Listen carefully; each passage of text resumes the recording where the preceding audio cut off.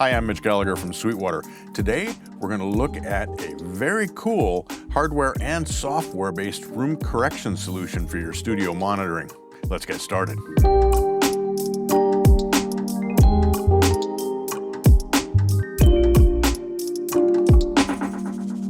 Today we're looking at the Arc Studio system from IK Multimedia. Now, IK Multimedia has been making the Arc system for a while, and it was basically a software-based system. You would analyze your room, and then there was a software plugin that you'd insert into your DAW, and it would correct for any resonances, room modes, EQ issues, those kind of things that it could fix using the software. And so you'd monitor through that. It corrected the sound coming from your speakers, and you'd have a much more accurate picture of what's going on in your room. Now, the challenge with that is that you had to have a plug-in that ran on the main outs from your DAW. And in some situations, that just isn't super convenient. Most of the time it's fine, but if you're trying to do mixes out to hardware pieces, those kind of things, you have to turn it on and off. And so there's just little things you have to deal with. Works great, but the solution we have today is even better because it allows you to do things from a hardware-based situation. To take a step back, there are two ways you can address monitoring in your studio. Any room that you're working in is going to have room modes, which mean bass resonances, those kind of things. It's going to have issues with EQ, the frequency response. And there are two ways you can approach that. Number one, you can do all kinds of construction and all kinds of treatment to try to create the perfect room. If you can do that, that's fantastic. But for many of us, we're working in existing rooms. For example, my studio at home is in a large bedroom, and I treated it with off-the-shelf solutions. So I've got fiberglass panels that go up on the walls. I've got a cloud that hangs overhead and so on. To take it to the next step, we can use room correction, and that's where this Arc Studio system comes in. There's a software part to this, the Arc 4, which is the latest version of IK Multimedia's Arc software, but there's also now a hardware solution. The benefit of this is we can get everything all set up inside the computer with the analysis, with the correction. We can fine-tune it exactly the way we want, but then we can offload that into this hardware box, the Arc Studio box right here. And then that does all the correction in real time with near zero latency. We can turn the software off completely and just monitor through this Arc Studio box. Now, if you're concerned, the Arc Studio box is extremely high fidelity, 120 dB of dynamic range, great frequency response. They've really gone all out to make it as transparent as possible. In my studio, I've got a pretty good monitoring setup. I've got an Apogee Symphony desktop that I monitor through, and I didn't notice any change in the sound at all when I was running through the Arc Studio. It's very transparent, so that's very cool right from the get-go. But then when you apply that room correction, it fixes those EQ situations inside your room. Now, to do this,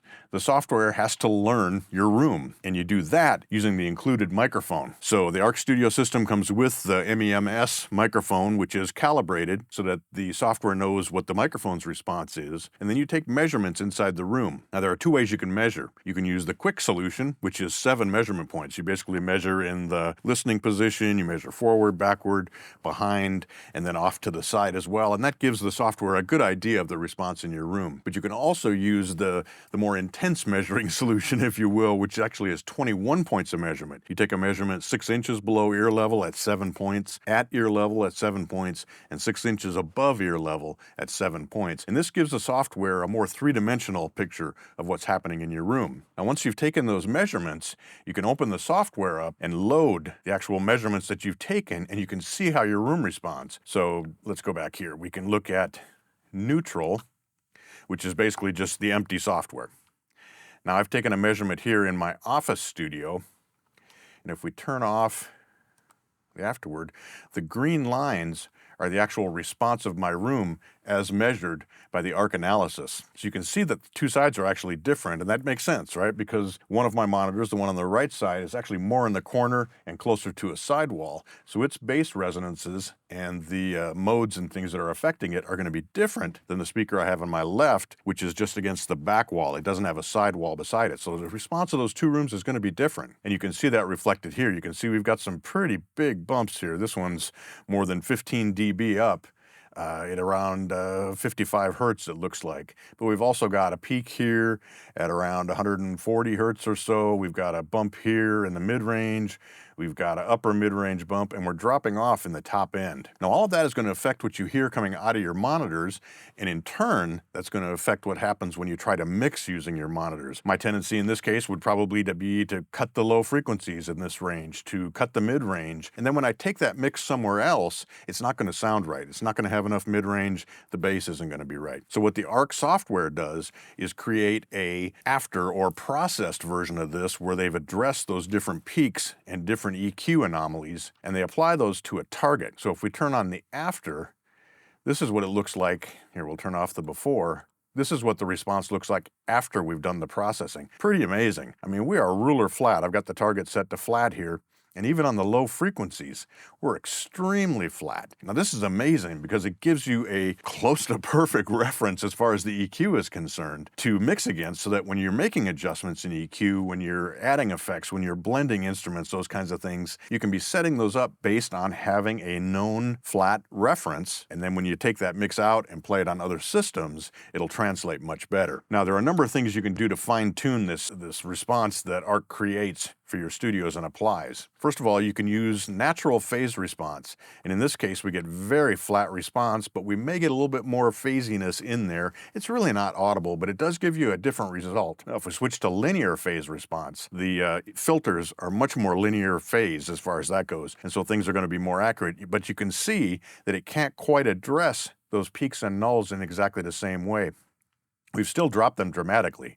If we look at the right hand, I mean, we've dropped that down. We can turn off the left and just look at the right channel. We've corrected for that pretty substantially. If we bring the left back in, we can turn the right off, and we can see that we've still addressed that very accurately. But if we go back, now we'll turn both on. If we go back to the natural phase, boy, it flattens right out. I mean, we've got very even response all the way across the frequency spectrum, all the way down to, it looks like about, 28 hertz or so. So very accurate response. By the way, I'm monitoring on a brand new set of Footprint 03 monitors from Barefoot, fantastic sounding monitors. And I want to be clear that what we're doing here is not fixing problems in the monitors, we're fixing problems in the room. So no matter whether you're using monitors that aren't accurate, you're using super expensive, super accurate monitors, very accurate monitors like these, you can still correct for your room and those monitors are going to perform even better. Now, in addition to being able to see the correction and what's happening here, we can also set the target that we're working against. So I've had things set flat. You can see my target line, the white line here in the middle, is set to flat. But IK Multimedia has actually analyzed a number of studios and worked with engineers and producers to come up with curves that you can apply that more accurately reflect the real world, if you will. They found that most studios are not actually flat, and where people prefer working, there actually is a little different response. So for example, their default curve brings up the bottom end up to about 300 hertz or so by about 1.5 dB. Not a significant boost, but it's audible. It gives you just a little bit richer bottom end, and many engineers are going to find mixing in that kind of an environment feels better and works better for them. They've also created target curves that match sort of an average, if you will, of a number of great sounding control rooms. And so in that case, we've got even more of a little bump here on the bottom end, up again to about that 300 hertz range, but we're still not even 3 dB up. Maybe we're 2 dB up here in this case. Other targets include, if you're compensating for a room that's very bright, you can roll off the top end a little bit. They've got a second version of that as well that isn't quite as rolled off on the top. We can also look at, again, another control room contour where we've got that bottom end brought up just a little bit to be more comfortable and rolled off some of that brightness as well to take just a little bit of that super high frequency out of there. There's an Atmos target. There are a number of different EQ variations, or room variations, I should say, not EQ variations, that you can work with their tilt if you want to have a less low-end response so that you're hearing things a little differently, and so on. So you can adjust all that. You can also create custom curves. So let's go back here now. Let's go back to the default setting. And we're going to go back to natural. You can see that it's very flat. Now what I'm going to do is actually turn off the room analysis, because we've seen what that looks like. So we've got a single set of monitors here, but we can very easily switch that to emulations of other monitors. So for example, if you want to hear what this would sound like on iLoud's MTM monitors, this is a response that would create that effect. You can also look at things like those popular white cone speakers from the 80s. This would be the response that you see there. There are any number of different monitor emulations in here, all kinds of them actually. We also have hi-fi emulations. Here's a bookshelf speaker. Here's a floor standing speaker. Even multimedia. So if you want to know what your mix might sound like on a 49-inch TV with built-in speakers, the response is going to be something like this. Or you can even look at what it'd look like on a phone. You see very little response below 450 hertz or so. So let's turn that virtual monitoring back off and continue our tour here. And we can also go in and manually customize the response that we're working with. So if we go to Edit, now at this point we can look at combined left-right, or you can look at the individual speakers. Let's leave that on combined. We've got our targets set here. We can choose several different correction types. This is the default correction type. You can see it's not quite as tight. The broad is a little broader shaping. Again, not quite as tight. I tend to go with the sharp because it really gives you accurate results here. Now we can also band limit the response. So if you don't want it to deal with the very, very high frequencies, you can pull that in and just have it focus in the mid-range. You can also bring up the bottom end. We've got nothing down that low anyway. We could actually drop that out and not have it correct for those. So you have the option to do that. I tend to leave it at full range. You can reset that easily here too. But what I want to look at is that we actually have control over the response curve. So we could bring our bottom end way up, we can drop here, we can shape exactly how we want. So this is useful if the correction isn't quite doing what you want it to do, or you want to adjust it slightly so that it works better for what your ears are expecting to hear. So you have that capability, and by working with these different nodes, you can actually dial in very accurate curves with very tight response. Now we can reset all that, get it back to flat. If we go back to play mode, we can also choose different responses. So if you have multiple sets of monitors or you work in different rooms, you can have multiple measurements that you can switch among. So the measurement we've been looking at is my office studio here, but I've also got my home studio measured here. You can see the response is a little different. If we turn on the before after, my two sides in my home studio are much more similar. You can see I've got a bump here though in that mid-range area, got a couple peaks and cuts here. But if we go back and look at the after, again, let's go back to flat. Boy, it's really doing a great job. Now I could go in with Edit. I could go in and adjust for, say, that little bump right there, or that little null right there. And we can work with that and just adjust it. So we could go in and really customize this if we like.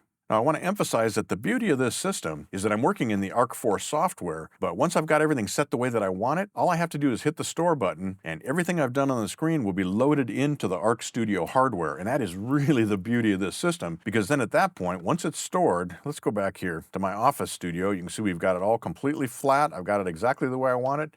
Now, if I store that, it is now syncing and loading that into the ARC Studio hardware. And now at this point, I can quit the software. I don't need the software at all. Everything can be done right here. I can bypass so I can hear what it sounds like without the correction or with the correction. Very easy to do, and it takes the whole software equation out of the picture. We don't have to run a plug-in. We can do everything right here with the hardware. And this is really kind of the dream room correction, as far as I'm concerned anyway, because then it takes the computer out of the equation. You can just be focused in your DAW on what you're doing there, and yet you still have the room correction going on there. Now, ARC 4 is also included as a plugin. So if you want to work in the previous way, where you load a plugin into your DAW and you work that way, maybe you don't have the hardware with you, you're on the road, you're working that way, all good, you can do it with the plugin. But really the dream way, I keep saying it, and I'm just so excited about this, at this price point, to be able to have this hardware solution where we can load that correction in and just have it available to us, man, that is super cool. So as you can tell, I'm pretty excited about this.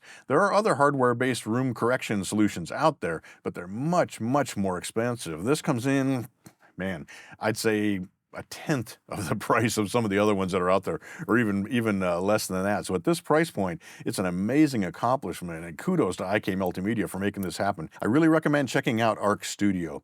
In my mind, the perfect way to work as far as getting your studio sounding great is to start with the room. Treat it acoustically within the boundaries, the parameters, and the budget that you have available to you. Make it sound as good as you can acoustically, and then take it that last distance using the ARC Studio to really fine-tune things and make it sound fantastic.